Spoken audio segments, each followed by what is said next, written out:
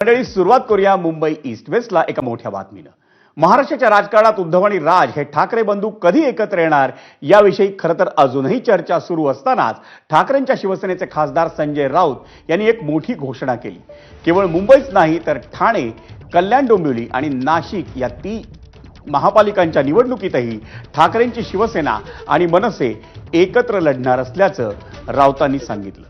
महाराष्ट्र आणि मराठी माणसाच्या एकजुटीसाठी ठाकरे बंधूंनी तलवार उपसल्याचंही त्यांनी स्पष्ट केलं।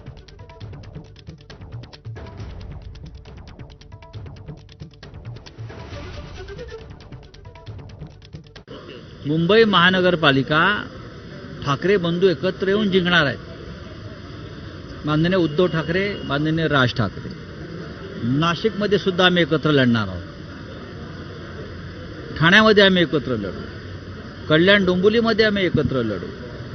अशा अनेक महानगरपालिका आहेत मुंबईसह, जिथे आमची एकमेकांशी चर्चा सुरू आहे आणि माननीय उद्धव ठाकरे आणि माननीय राज ठाकरे यांची ताकद ही मराठी माणसाच्या एकजुटीची ताकद आहे आणि ती राहणार। आता कोणतीही शक्ती आली, अघोरी शक्ती आली तरी ही वज्रमूठ मराठी माणसाची तोडू शकत नाही।